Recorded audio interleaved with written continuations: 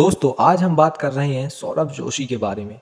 इनका जन्म 8 सितंबर 1999 को कौसानी के एक छोटे से गांव में हुआ जो डिस्ट्रिक्ट बागेश्वर उत्तराखंड में स्थित है। परिवार में सौरभ के अलावा उनके मम्मी पापा, दो भाई और दादा दादी भी रहती हैं।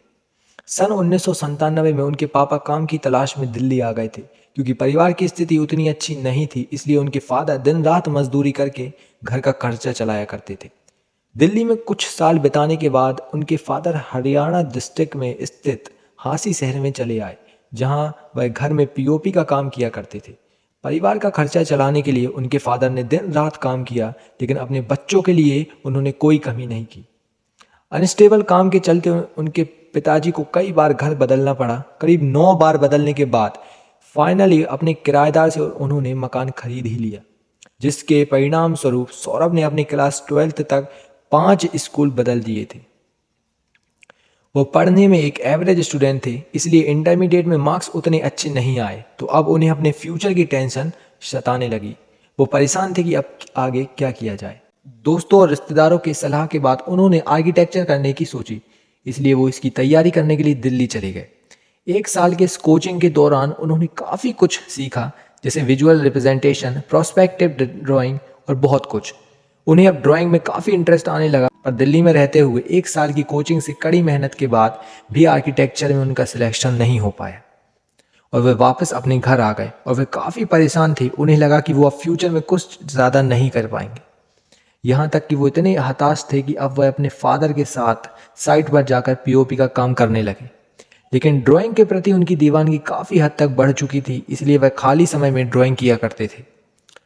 वो कहते हैं ना, वक्त सबका बदलता है।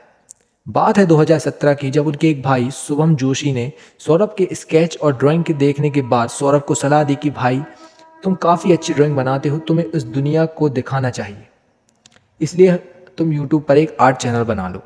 अपने उस भाई की बात मानकर उन्होंने अपना पहला आर्ट से रिलेटेड चैनल क्रिएट किया, जहां 24 जुलाई 2017 को उन्होंने अपनी पहली वीडियो अपलोड की, जिसका टाइटल था drawing 2000 note with colour pencil. अब वह धीरे धीरे करके एक से बढ़ के एक अपनी ड्राइंग की वीडियो अपलोड करने लगे और कई बार चैनल का नाम चेंज करने के बाद आखिरकार उन्होंने अपने चैनल का नाम सौरभ जोशी आर्ट्स रख लिया। समय के साथ साथ उन्हें यूट्यूब पर अपना कंटेंट क्रिएट करते हुए काफ़ी मज़ा आने लगा। वैसे वह यूट्यूब पर आने से पहले अपने फ़ोन से रैंडम वीडियो अपनी फैमिली के साथ बनाया करते थे, ताकि वो उसे एक याद की तरह पर रख सकें। इधर वह अपने ड्राइंग चैनल पर लगातार वीडियोस डालने लगे, लेकिन 250 से 300 वीडियो डालने के बाद भी वो सिर्फ 3000 से 4000 सब्सक्राइबर ही गेन कर पाए थे। एक हार्ड वर्किंग यूट्यूबर के लिए ये स्टेप काफ़ी फ्रस्ट्रेटिंग करने वाली बात थी, लेकिन उन्होंने हार नहीं मानी और अपने बढ़ते यूट्यूब एक्सपीरियंस के साथ वह ट्रेंडिंग टॉपिक के साथ वह स्केच बनाने लगे, जिनमें से कई वीडियो वायरल भी हुए। अब वह अपने सब्सक्राइबर के डिमांड पर ड्राइंग के ट्यूटोरियल भी बनाने लगे, जिसके परिणाम उनकी स्किल्स और भी ज़्यादा इन्हेंस हो गई और वह अपनी फैमिली के साथ रैंडम वीडियो बनाया करते थे। इसीलिए उन्होंने सोचा क्यों ना इन्हें अपने सब्सक्राइबर के साथ शेयर किया जाए। इसलिए फ्लाइंग बीस्ट से इंस्पायर होकर उन्होंने एक व्लॉगिंग चैनल क्रिएट किया और व्लॉग वीडियो अपलोड करना स्टार्ट कर दिया। अपनी पसंदीदा स्केच आर्टिस्ट की डेली लाइफ को जानने के लिए उनके सब्सक्राइबर ने उनके व्लॉगिंग चैनल देखना भी स्टार्ट कर दिया और जल्द ही उनके व्लॉगिंग चैनल पर 20,000 सब्सक्राइबर भी पूरे हो गए। लेकिन यूट्यूब में गूगल एडसेंस की पॉलिसी के तहत आपको अपना एड्रेस वेरीफाई करना पड़ता है, लेकिन इतने घर चेंज करने के कारण उनका एड्रेस वेरीफाई नहीं हो पाया, जिसका नतीजा ये निकला कि उनका एडसेंस अकाउंट ही सस्पेंड हो गया। इसलिए उन्होंने फिर से अपना एक व्लॉग चैनल क्रिएट किया। यूट्यूब के मोनेटाइजेशन के सारे स्टेप को क्लियर करने के बाद भी उनका एड्रेस फिर से वेरीफाई नहीं हुआ और ये चैनल में डीमोनेटाइज हो गया।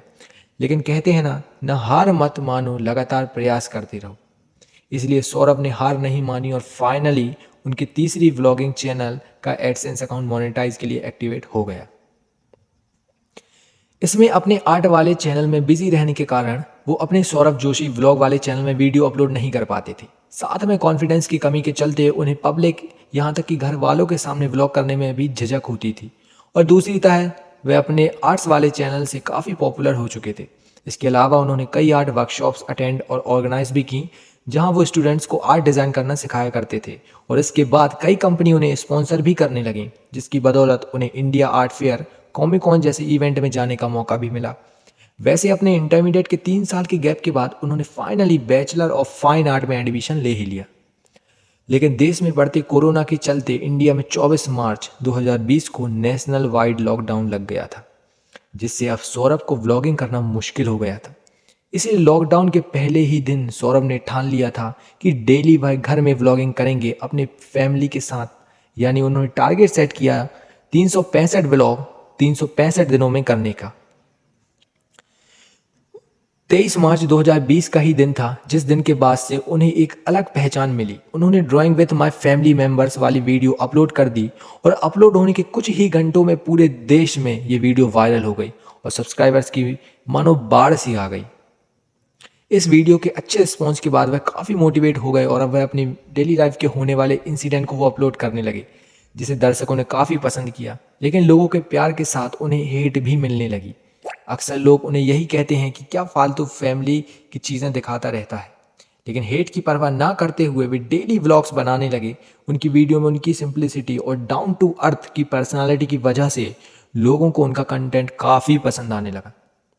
लोग उनके व्लॉग से अपने आप को काफ़ी हद तक कनेक्ट करने लगे। ऊपर से पीयूष की नटखट हरकतें और ऊपर से मम्मी जी की डांट, पापा जी का प्यार और दादी जी का स्वैग एक अलग ही लेवल देखने को मिलता है, जो सौरभ जोशी व्लॉग में 4 चांद लगाता है। और सच में उनके व्लॉग्स काफ़ी एडिक्टिव होते हैं। वो अपने आप को अपने ऑडियंस के साथ काफ़ी अच्छी तरीके से कनेक्ट करते हैं और कई लोग उनकी वीडियो से रिलेट भी करते हैं। इसके बाद इन्होंने YouTube के काफ़ी माइलस्टोन्स को कंप्लीट किया और फाइनली 26 जून 2021 को वो इंडिया के नंबर 1 ब्लॉगर बन गए।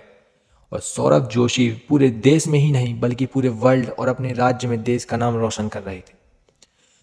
तो दोस्तों, सौरभ जोशी के बारे में कुछ फैक्ट्स जान लें हम कि सौरभ जिस फेवरेट स्केच पेपर में अपना ड्राइंग किया करते थे, आज वही स्केच और ड्राइंग ब्रांड इन्हीं आल्टो इनके द्वारा बनाई गई अम्मा जी की ड्राइंग को कवर पेज यूज़ करता है।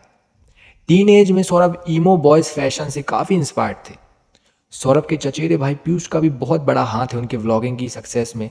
व्लॉग्स के बीच में नटखट शरारतें करना और कॉमेडी करना काफ़ी हद तक उनकी पॉपुलैरिटी को बच्चों के बीच बनाता है।